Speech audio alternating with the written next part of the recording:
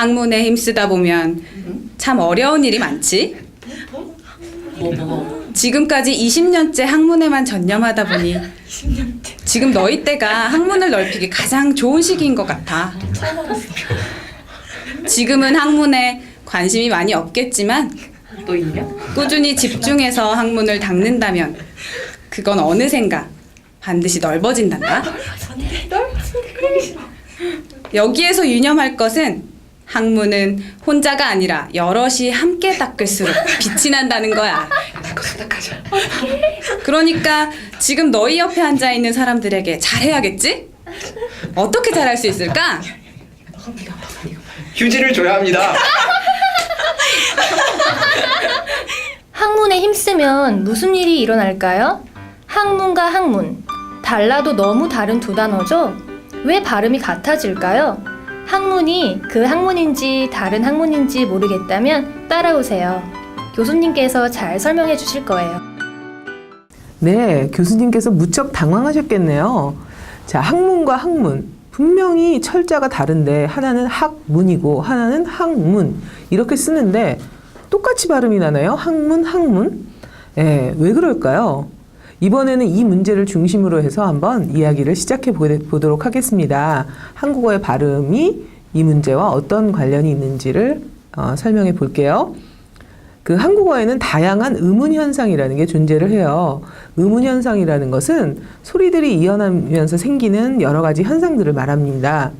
원래 의미의 조각, 즉 형태소라는 거 앞에서 배웠죠? 의미의 조각들이 어떻게 구성되는가, 소리들이 이제 의미의 조각들을 만들게 되는데 이 형태소를 구성하던 소리들이 다른 형태소와 이어지면서 그 형태소들이 이어지는 것 때문에 형태소에 원래 있던 소리들이 변화를 일으키는 거, 이런 것들을 우리가 의문현상이다 이렇게 얘기합니다. 사실 의문현상은 크게 두 가지 분류를 할 수가 있어요. 첫 번째는 한국어에는 그런 소리가 그런 환경에서 허용되지 않기 때문에 변화가 일어나야만 해서 나타나는 그런 의문현상이 있고요. 다른 하나는 그 환경에서 허용되는 소리임에도 불구하고 특정한 형태론적인 정보, 그러니까 그 형태소가 어떤 품사를 가지고 있는지라든지 어떤 종류의 단어인지 이런 것들과 관련되는 형태론적인 정보가 개입되면서 소리의 연세에 변화가 생기는 것, 이렇게 두 가지로 나누어서 생각해 볼 수가 있어요. 첫 번째 부류의 의문현상은 그렇게 소리의 연세를 허용하지 않아서 생기는 거기 때문에 예외가 없이 적용되고, 그래서 만약에 그 소리가 이어지는 대로 발음을 하게 되면 굉장히 어색하고 이상한 한국어가 되는 그런 종류의 의문현상입니다. 두 번째 의문현상은, 사실은 소리의 연세를 허용하거나 허용하지 않거나 이런 문제 때문에 일어나는 것이 아니기 때문에 이 의문현상이 적용이 되지 않아도 소리가 어색하거나 발음이 이상하거나 그렇지는 않아요. 그런데, 그렇게 불가능한 한국어는 아니라는 거죠. 그런데도 이제 소리가 연세되면서 형태론적인 정보 때문에 변화가 생기는 것, 이것이 바로 두 번째 부류입니다. 오늘 이번 강의에서는 첫 번째 부류의 의문현상에 대해서 자세히 살펴볼 거예요. 그 중에 하나가 바로 우리가 앞에서 봤던 학문과 관련되는 현상이 그쪽에 속해 있기 때문이죠. 첫 번째 부류의 의문현상, 그 중에 한 가지 학문과 관련되는 그런 의문현상에 대해서 오늘 공부를 해볼 거예요. 그 첫 번째 부류에 속하는 의문현상은 오늘 지금 이번 강의에서 공부할 것 이외에도 또 4강이나 5강에서도 이야기를 할 예정입니다. 또 두 번째 부류의 의문현상에 속하는 것도 앞으로 공부를 하게 될 텐데요. 이거는 조금 더 어렵기 때문에 5강, 7강, 8강 뒤에서 공부를 할 겁니다. 자, 그럼 이제 이번 강의의 주된 내용으로 들어가 볼까요? 사실 제가 설명을 했지만 굉장히 어렵죠. 그러니까 예를 들어서 한번 차근차근 살펴보기로 해요. 예를 들어서 한국어에 국이라는 단어가 있고 물이라는 단어가 있어요. 국이라는 것은 형태소고 의미를 가진 가장 작은 조각이죠. 또 물이라는 것도 의미를 가진 가장 작은 조각, 형태소예요. 그런데 국이라는 형태소와 물이라는 형태소가 만나서 새로운 단어, 국에 있는 물, 이걸 우리가 국물이라고 하는데 이런 단어가 만들어졌다고 생각해 보세요. 그럴 때 국의 마지막 소리인 그가 물의 첫 소리인 무를 만나게 됩니다. 그러면서 그하고 무가 이어지게 되죠. 자, 그런데 문제는 한국어에서는 그라는 소리하고 무라는 소리가 연이어서 발음될 수 없다는 데 있어요. 원래는 하나 형태소 안에 이런 연쇄가 없었는데 새로운 단어를 만들다 보니까 형태소끼리 뭉쳐지면서 이런 현상이 생기게 되죠. 자, 그러면 허용되지 않는 현상, 그 순서인, 소리의 연쇄이니까 그러면 허용되는 연쇄로 바뀌어야 되지 않겠어요? 이게 바로 학문과 관련되는 의문현상의 비밀입니다. 만약에 이 단어를 여러분이 국물이라고 발음해 보세요. 국물. 굉장히 어색하고 이상하죠? 한국어는 이렇게 그라는 소리하고 무라는 소리가 연결되는 것을 극도로 싫어합니다. 싫어하는 정도가 아니라 이어지면 반드시 하나가 바뀌어야 되는 이런 일이 생길 정도예요. 자, 그런데 그하고 무만 이어지는 걸 싫어할까요? 아니죠. 다음에 예를 볼게요. 국하고 난이 만나면 국난이 되죠. 국하고 물이 만났더니 국물이 됐고요. 낙하고 는이 만났더니 낙는이 됐어요. 자, 부엌하고 문이 만났더니 부엌문이 아니라 부엌문이 됐네요. 자, 앞에 있는 소리들이 뒤에 있는 소리 때문에 뭔가 변화를 하고 있죠. 이런 단어들은 굉장히 많아요. 여러분이 이 자료에서도 보겠지만 이틀에다가 날이 만나면 이튿날이 되죠. 이튿날 이렇게 발음하지 않죠. 낫하고 말이 만나면 낫말 이렇게 변하고요. 버섯하고 나물이 만나니까 버섯나물이 됐네요.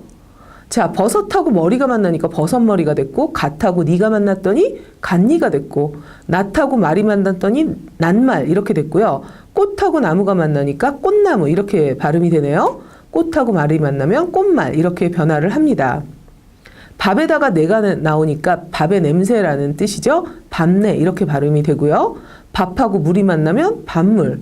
앞하고 날이 만났더니 앞날이 됐고요. 앞하고 마을이 만났더니 앞마을이 됐어요. 자, 이렇게 앞에 오는 소리들이 다 뒤에 오는 소리들 때문에 뭔가 변화를 일으키죠. 앞에 오는 소리들을 잘 보니까 그라는 소리, 끄라는 소리, 크라는 소리, 드라는 소리, 트라는 소리, 스, 즈, 츠, 부, 푸, 흐 이런 소리들이었어요. 자, 뒤에 오는 소리를 보니까 느하고 무네요. 자, 앞에 있는 소리들의 공통점을 찾을 수 있을까요, 여러분? 자, 혹시 뒤에 있는 소리들도 무슨 공통점이 없을까요? 잘 보니까 굉장히 재밌게도 앞에 있는 소리, 앞선 소리들은 공통적으로 장애음에 속하는 소리들이에요.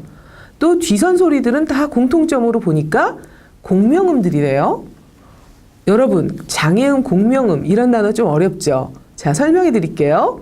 장애음이라는 것은요, 폐쇄음, 마찰음, 파찰음을 묶어서 부르는 이름이에요. 공명음은 비음과 유음을 묶어서 부르는 말이에요. 아직도 좀 어려우시다고요? 폐쇄음, 마찰음, 파찰음 이런 얘기들은 사실 여러분이 중고등학교 다닐 때 다 배웠던 건데요. 혹시 잘 정리가 안 된다 이런 생각이 드시면요. 제가 쓴 한국어의 말소리라는 책을 한번 읽어보세요. 그러면 도움이 되실 겁니다. 자, 어쨌든 한국어에는 19개의 자음이 있는데요. 이 19개의 자음 중에서 공명음은 4개밖에 없어요. 무, 느, 응, 르 이렇게 4개의 소리만 공명음이니까 여러분이 공명음만 알면 아, 나머지는 장애음이구나 이렇게 생각하시면 돼요. 자, 이 19개의 자음 중에서 공명음 4개를 뺀 나머지 15개가 모두 다 장애음인데 이 장애음이 앞선 소리가 되고 또 그 뒤에 공명음이 오게 되면 한국어는 그거를 극도로 싫어합니다. 그래서 앞에 오는 장애음이 뒤에 오는 공명음 때문에 영향을 받아서 공명음으로 앞에 오는 장애음이 변하게 되는 거죠. 이게 바로 장애음의 비음화 현상입니다. 장애음들이 그 비음의 영향을 뒤에 오는 공명음의 영향을 받으면 모두 다 비음이 되기 때문에 장애음의 비음화 현상 이렇게 이름을 붙여본 거예요. 자, 그럼 장애음과 그러니까 한국어는 장애음과 공명음이 이렇게 이어날 수 없다는 거죠. 그러면 장애음과 공명음의 연쇄는 우리가 여태까지 본 것들은 다 한 단어에서 일어나는 연쇄를 싫어하는 것이었는데요. 단어를 벗어나서는 어떨까요? 자, 예를 들면 미역으로 묻혀서 미역 무침을 했어요. 미역 무침은 두 단어죠. 그런데 여러분은 미역 무침 이렇게 발음하지 않아요. 미역 무침 이렇게 해서 앞에 오는 소리를 응으로 바꿨네요.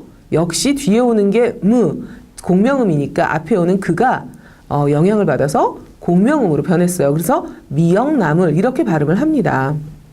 그러면 두 단어인데 가운데 이렇게 쉬는 건 없죠. 자, 그러면 두 단어가 이어졌을 때 가운데 조금 쉬어보면 어떨까요? 금이역 누가 묻혔니? 이런 말이 있다고 생각해 보세요. 자, 이럴 때 분명히 금이역하고 누가 사이에는 약간 여러분이 쉬었어요. 약간 그 휴지를 주었죠. 그럼에도 불구하고 여러분은 금이역 누가 묻혔니? 이렇게 말하지 않아요. 금이역 누가 먹었니? 금이역 누가 묻혔니? 이렇게 말을 하죠. 자, 이렇게 작은 쉼이 올 때도 역시 장애음과 공명음의 연세가 이어지면 한국어는 허용하지 않습니다. 자, 그럼 이번에는 큰 쉼을 넣어서 발음해 볼까요? 금이역 누가 먹었니? 이럴 때는 작은 쉼을 넣은 거지만 금이역 누가 먹었는데? 이렇게 여러분이 얘기를 했다고 생각해 보세요. 쉼이 커졌죠? 이럴 때는 그라는 소리를 여러분은 발음하게 됩니다. 금이역 누가 묻혔니? 이렇게 말을 하지 않죠. 금이역 누가 먹었니? 이렇게 해서 윽 소리를 냅니다. 즉 그라는 소리, 즉 장애음과 공명음 사이에 작은 쉼보다 같거나 작은 쉼이 오면, 그러니까 작은 쉼이거나 그거보다 작은 쉼이 오면 여러분은 이 소리의 연세를 바꿔서 공명음과 공명음의 연세로 발음하지만 큰 쉼 이상의 쉼이 오면, 그러니까 크게 여러분이 그 두 단어의 소리의 거리를 떨어뜨려 놓으면 여러분은 그라는 소리, 장애음과 공명음의 연세를 발음할 수 있게 됩니다. 어때요? 두 소리의 거리에 따라서 어떨 때는 영향을 주고 어떨 때 영향을 주지 않고 이런 것들이 있다는 걸 아시겠죠? 자, 그럼 모든 언어에서 이런 일이 벌어질까요? 예를 들면 여러분이 많이 알고 있는 영어는 어때요? 영어에서도 과연 장애음과 공명음의 연세가 허용되지 않는 걸까요? 그렇지 않습니다. 사실은 이런 어떤 연세를 허용할 거냐, 허용하지 않을 거냐는 언어에 따라서 달라지거든요. 영어의 경우는 장애음과 공명음의 연세를 발음하는 데 있어서 아무런 문제가 없어요. 자, 그러다 보니까 여러분이 영어를 할 때 발음이 영국 사람처럼 나오지 않는 거죠. 반대로 영국 사람이 한국어를 할 때는 또 우리말의 그런 현상을 이렇게 적용을 해서 발음을 해야 되는데 그러질 못해서 어색한 발음을 하게 됩니다. 그럼 예를 들어 볼까요? 혹시 여러분 책갈피 혹은 즐겨찾기 이런 말이 영어로 뭔지 아세요? 북이라는 형태소와 마크라는 형태소가 만나서 북마크라는 단어가 만들어졌죠? 자, 원래 영국 사람들은 북마크 이렇게 발음을 해요. 여러분 어때요? 여러분 어떻게 발음하세요? 혹시 북마크 이렇게 발음하시진 않나요? 자, 이렇게 우리가 한국 사람들한테는 크라는 소리, 즉 장애음과 무라는 소리, 마크의 무라는 소리가 이어지면 그거를 허용하지 않기 때문에 자동적으로 북마크처럼 허용하는 연세로 바꿔버려요. 그런데 영국 사람들은 그걸 허용하기 때문에 북마크 이렇게 발음을 하죠. 자, 그러니까 우리가 영어를 할 때는 어떻게 해야 될까요? 그런 것들에 유의해서 발음해야 되겠죠? 그러다 보니까 영어에서 우리가 이런 소리의 연세를 만날 때 발음에 유의를 하게 됩니다. 예를 들면 북이라는 단어하고 마크라는 단어가 오면 북마크 이렇게 발음하셔야지 영어에서 북마크 이렇게 발음을 하면 영국 사람들이 이상하다 이렇게 발음을 하게 됩니다. 반대로 여러분이 한국말을 하는데 북마크 이렇게 발음을 하면 어머 이상한 한국말을 하네? 이런 생각을 하시게 될 거예요. 자, 그러니까 영어를 발음할 때는 영어식으로, 한국어를 발음할 때는 한국어식으로 발음을 해야 되겠죠? 자, 그러니까 다시 요약을 하면 이래요. 우리가 언어에 따라서 어떤 언어에서는 어떤 소리의 연세를 허용하는데 어떤 언어에서는 그런 소리의 연세를 허용하지 않으니까 그런 소리의 연세가 됐을 때 허용하지 않는 언어에서는 의문 현상이 생긴다. 이렇게 생각하시면 됩니다. 자, 어땠어요? 좀 어려우셨나요?